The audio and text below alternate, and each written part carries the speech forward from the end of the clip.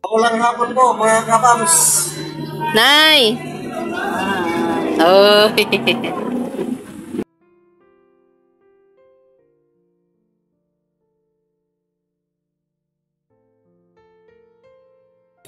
Saan ka na ito?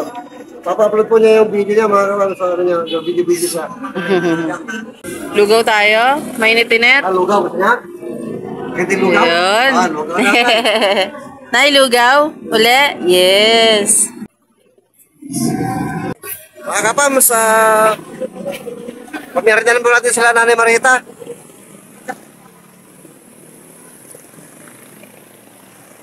Nadaan po namin ngayon, araw po ng linggo ngayon. Lugaw tayo, lugaw.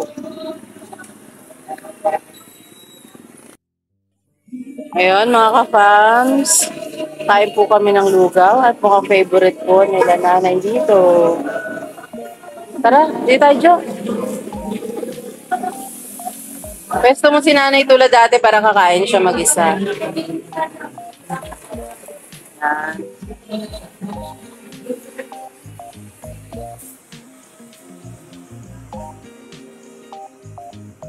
Ayun.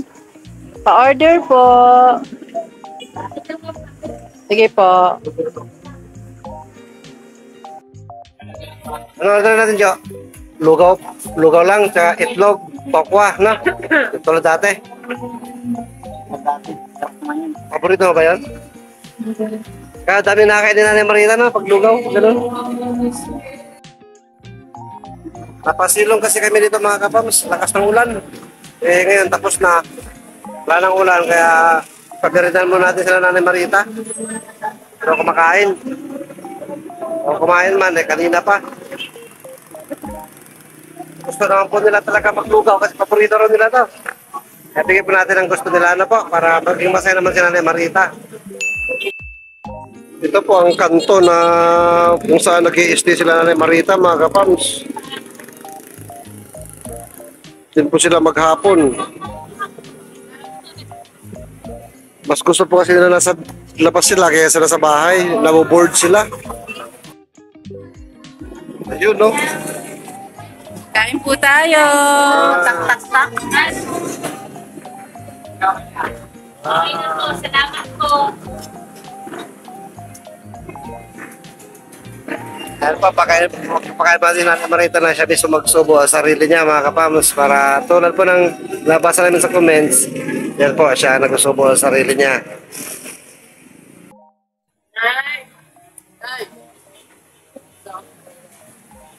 Kamusta si nanay? Pero po, di ba, boss?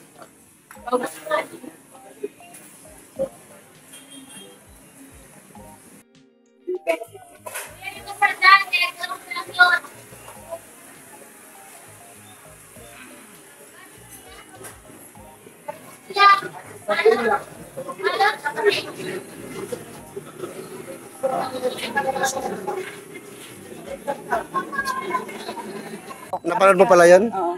Nakita. Kahapon pa. Nakita ko na kanina.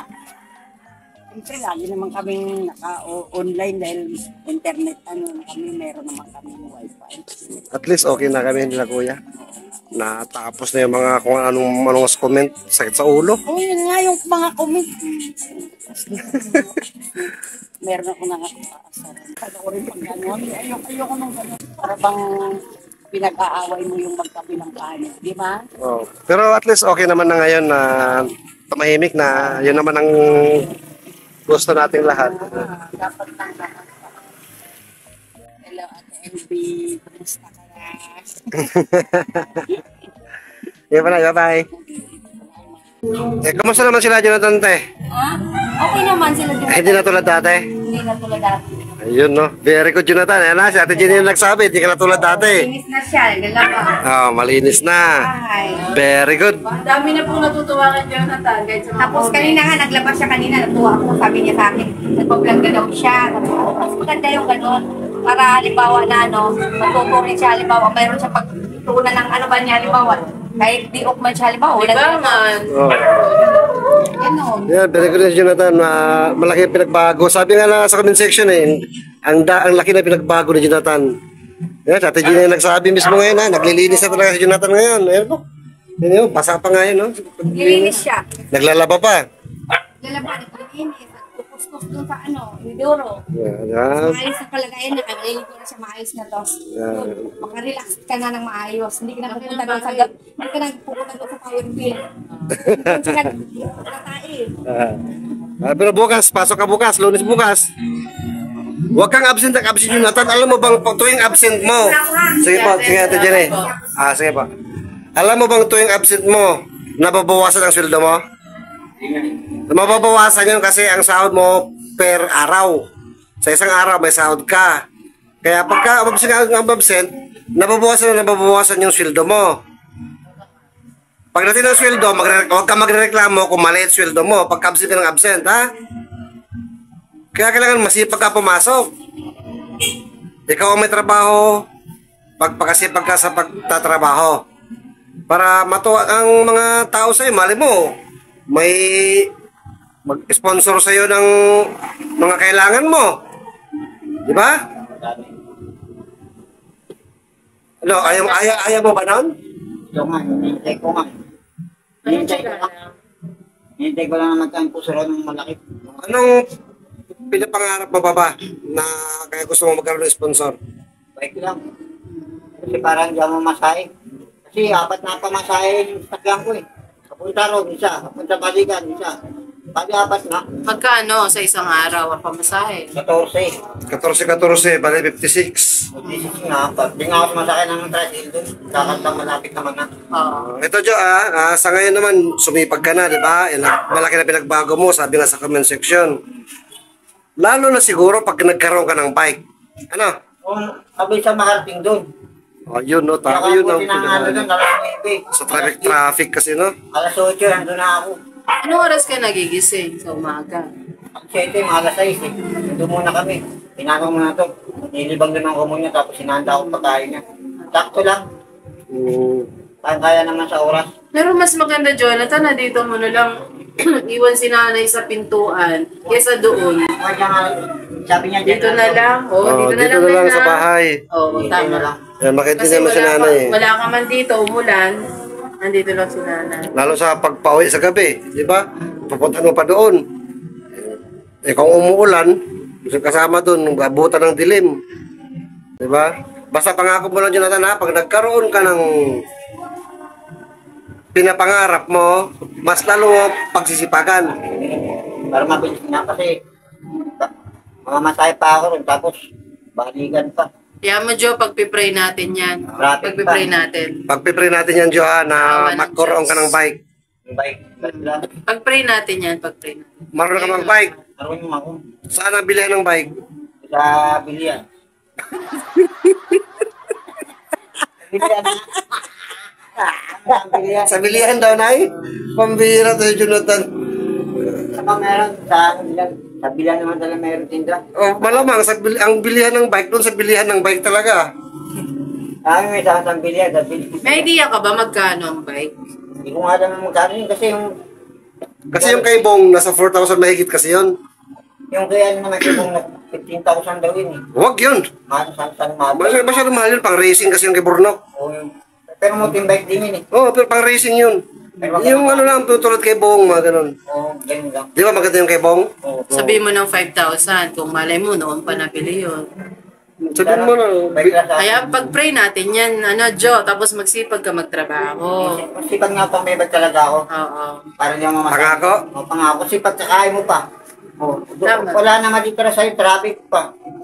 Paano yan? Oras pa. Ito nga yung pinaka-importante, Jo. Kami ni ate kuya mo, ipapayuhan ka na, halimbawa lang naman, di ba bumabalik ka ng, tapos pinaghahati nyo ni nanay. Magtabi ka. Huwag kang maggastos-gastos. Hindi na ako babalik. Hindi, ang payo ko talaga doon ay mag-ipon ka. Umangi ko na nga ako. Huwag gastusin lahat. Yun ang pinaka-importante. At saka, halimbawa, ang gastusin mo lang dati nung wala pa kayong pera ay 50 pesos. Sabi mo na 100 sa isang araw. Yung 1,000 binali mo, ibig sabihin may 10 araw yun. Huwag mo siyang uubusin sa isang araw. Kasi hindi tayo mayaman, mahirap lang. So, dapat mag-ipon. Kaya Medyo- malaking bagay yung bike eh. Kasi kung may bike, hindi na siya mamamasahe. Tsaka Jo, may suggestion ako na kung pwede lang naman. Kasi may nagsasuggest na, paano kaya kung tuwing sahod mo, magpatabi ka kay ate? Kahit 1,000 lang. Tuwing sahod mo, ate, itabi mo ng 1,000 para makapag-ipon. Ganon. Sa akin naman talaga, may tiwala naman ako kay ate, tsaka laki ng respeto ko sa kanila mag-isawa. May tiwala ako doon. Sa akin lang kasi, gusto ko lang ako magdadala ng pera. Kasi karapatan ko rin yung kanya-kanya ng kagusto ng tao eh. Pwede kong ipatabi, pwede kong hindi. Na ako na lang kukuha. Pero wala kang naitatabi kung nasa iyo. Meron naman, kaya ko naman Sa i-maitabi. bagay, dati kasi, di ba, nung yung cellphone mo noon, ikaw lang bumili doon, iniipon mo yon. Oo nga, Kaya naman niya hindi talaga. pa stroke mama ko. Nangala ko, ninipon ko nga eh. Kaya ko naman yun. Na hindi ko, hindi man ako gagaya sa kanila na, pare-pare dapat may iba naman. Na ganun. Sabagay, decision na yan, Jo. Yun lang ay suggestion. So, gusto niya Wala siya kang magtatabi. Suggestion na naman yun, Jo, kung okay lang sa'yo. O yun, tulungan ka muna namin dito. Natal, nandito na tayo. Ligpit-ligpit tayo konti. Magliligpit kayo? Okay lang? Para iiwan mo si nanay bukas na maayos. Ano ba yung ligpit niya? Magliligpit tayo. Na walang bawas ang sahod, anay. Huwag mong paabsinin si Jonathan, ha? Supportahan natin si Jo. Sabihin mo kay Jonathan, Jo, pasok ka, pasok, trabaho, ha? Tapos pag linggo, dito naman siya. Magkasama kayo. Para walang bawas ang sahod. Para buo yung sahod niya. Very good. O, simod-simod muna. Simod-simod. Kasi pag dinadalaw ka namin dito. Happy? Ayun, okay. Salamat po. Masaya rin kami na kasi kesa naman sungitan mo kami, nakakalungkot yun. Oh, masaya si nanay, simod-simod na. Sa kayo galing?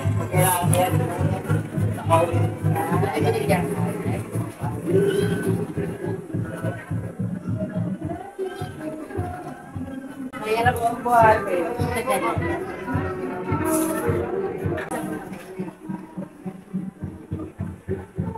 Wow. Nilinis po si Kuya Jonathan, no? Sipag po. Sipag talaga si Kuya. Magaling po para sa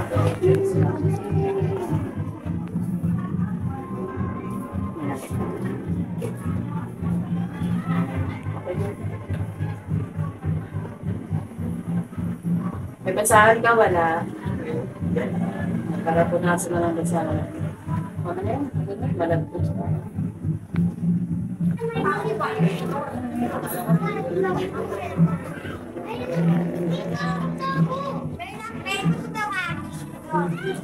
Ay, sinabi ko sa mensahe.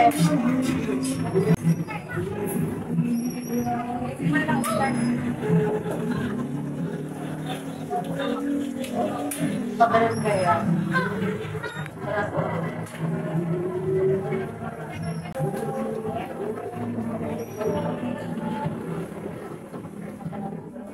Ito pagkain na to, goods pa to, hindi na. Goods pa, hindi na. Ito yung kailan ko to, kahapon pa. Sira na yun.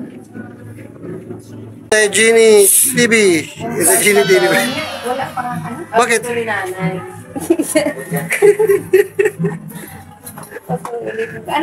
Anong channel ni Ate? Jonathan Pogi TV. Ay, Jonathan Pogi TV ka? Siyempre. Galing naman yung ata. Ito, Bill, tapo mo na doon. Salit natin basurahan. Ito. Kunin mo yan, Bill. Lagi mong maintain yung kalinisan nito. Ito, malinis pa itong tubig. Sige.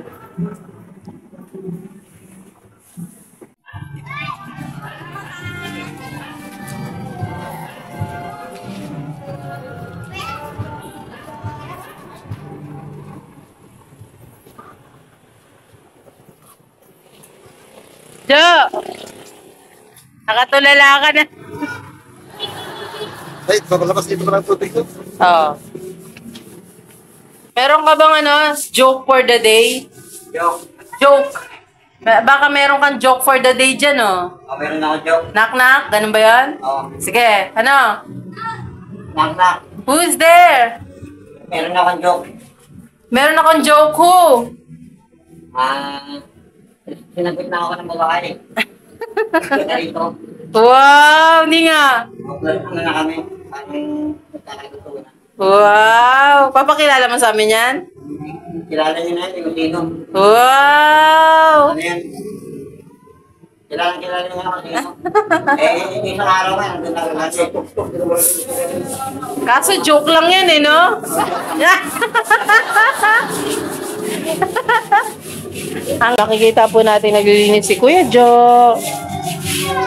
Napakasipag po. Ngayon po ay day off ni Kuya Jo. Kuya Jonathan. At yan po, mas maayos na ngayon dahil dito na po natin napwesto yung mesa ni nanay para pag pumapasok siya, abot ni nanay. Yung pagkain ay iiwan ni Jonathan pag magtatrabaho po siya. Yan. Dito po kasi si nanay po peso sa may pintuan. Yan. Sige lang, unti-unti lang at pinalalayan po natin si Jo kung paano maging organized, maging maayos. Kasi mahirap din talaga mag-isa. Na ganitong may sakit ang nanay.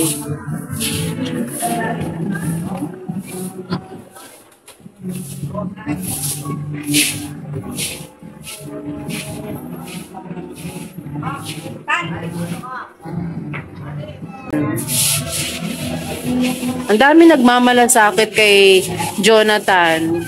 Kasi nakikita yung malasakit din niya kay nanay. At masipag naman po talaga si Jo.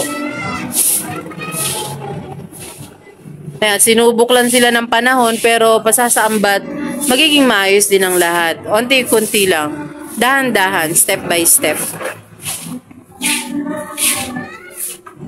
Yan, lagi nga po sinasabi ni Jonathan, masipag ako.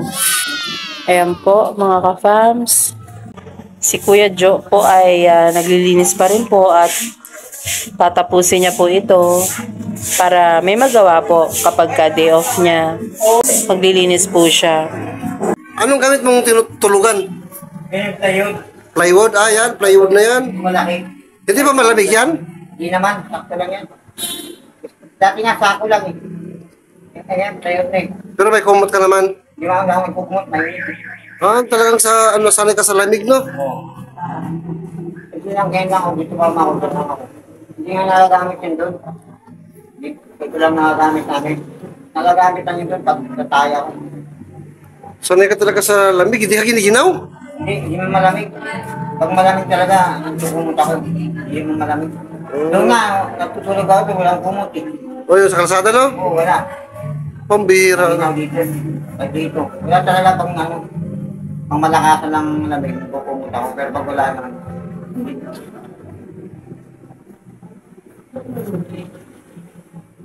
Okay lang naman sa'yo yung ganon? Mas gusto mo o gusto mo may unan o may mga ano? Unan lang. Gusto mo unan? Unan lang. At tatawag ng kumot. Painitas kumot eh. Mainit ang kumot. So unan lang talaga. Unan lang. Sige, gano'n na paraan na. Unan lang, takahan lang. Saka, yun lang. Sa ngayong mga susunod na araw, maka-produce tayo, hanap tayo paraan na para magkaroon kayo ng unan. Tsaka si Nanay Marita, lagi mo unan sa tagiliran niya, parang siya natakabingi. Paggabi, doon mo siya ilagay sa bagong wheelchair para makahiga siya. Ilagay mo lang yung sapin sa lalim para pantay, para siya natatabingi. Paggabi. Paggabi, para makahiga siya, no? Para din siya lagi nakaupo, maghapon, magdamag, nakaupo. Ang awit yun. Oo, mga ngawit talaga, kahit sino. Nakakamalas. Kailan maghanap tayo ng paraan na, makahanap tayo ng unan. May unan ka, may unan si Nanay Marita lagay sa side niya. Sa tagiliran niya, para siya nakatabingi. Malilipat yan. Pag ano. Tuwing gabi, lipat mo siya sa bago para makahiga siya. Okay na po mga kapams, linisan ni Jonathan na naman, no? Araw-araw nyo nililinis, kaya bago na po yung bahay nila. Kami na po nakakaamoy. Alam namin yung ano niya eh. Tsaka sabi na natin Jenny na rin na malaki pinagbago talaga ni Jonathan. At nakaka-proud po. Masarap sa pakiramdam na nagbubunga yung pagsisikap natin. Basta, ngayong katapusan, bayaran mo ang bahay. Tapos, pag nagawa mo yon, may gantimpala ka na naman. Oo, kaya ko yun. Bayaran ng bahay, ako ang bahala doon. May gantimpala ka, Jonathan. Promise yan. Bike lang naman yung ilong ko kasi. Kasi, yung silang kain mo na, tapos nabayad mo pa, traffic pa. Bira lang sumakaya, Oo, hindi. yung pamasahe kasi, no, araw-araw. Matagal pa mag-abang ng jeep, na-traffic ka pa. Sa Bristol maluwag eh. Shortcut na lang ako. Shortcut. Mabilis lang walang traffic. Bristol. Alam mo yun eh. Oo. Mamatay din. Doon kami tumatang yung suling. Alam mo yan. Bike lang na dapat doon. Mabilis. Pag may pera ka, pag pera mo kakain ng merenda, busog ka na. Hindi pa sahil ka pa masahin. Mahal ang pamasahe. O araw-araw. Kaya nga ganun eh. Okay na sana kung may bike lang, tingin. Sige lang ha, at ano natin yan. Ipapanawagan natin yung bike. Yung malaki na sana para mabilis. Yung tulad kay Bong. Oo, yung ganun na sana. Sige. Para maganda. Para sa akong maganda na talaga bike talaga. Pero hindi kami nangangako ha. Hindi kami nangangako. Basta nga, sinasabi ko lang, Jo, yung panawagan natin, may awa ang Diyos, ha? Basta magpakasipag ka lang. Oo, sisipag naman ako lang lagi. Saka kung magbabayad. Huwag kang absent, pambihira ka. Isang base lang ako. Hindi sana ako absent eh. Si mama kasi. Kasi alam mo, yun nga sabi ko, tuwing absent mo, mababawasan yung sweldo mo. Oo. Siyempre, ano yun, sweldohan ka, absent ka. Mababawasan yan. Pagdating ng katapusan, huwag ka maingit ka naman. Huwag ka maingit sa mga kasama mo, ha? Kasi magkakaiba talaga yun ng sweldo. Yan ako nainggit. Very good. Kasi noon, di ba, naiinggit ka pa? Muna lang yan eh. Muna lang. Pero ngayon, wala na. Wala na, pangalawa. Yan ko na yun. Very good. Tanggap ko na yun. Tama naman talaga yun. Hindi ka maingit. Kasi para sa kanila yun, para din sa akin yung dadating akin. Oo. Ganun lang yun. Sulit lang ako. Basta ipakita mo lang ang kaya mo. Kaya masipag ako. Oo, magpakasipag ka. Susunod ako eh. Para walang problema. Gawin mo lang kung anong kailangan gawin at tingnan mo lahat ang mga kahilingan mo. Susunod lahat yan sa gawa mo. Pinasana nga ito eh. Hindi nga itong gusto ko. Isang yun na lang. Sabi pa naman sa'yo dati, di ba? Andito kami para umalalay. Maganda yung gandang paraan. Para walang Magtutulungan, no? tulong lang. Okay, very good.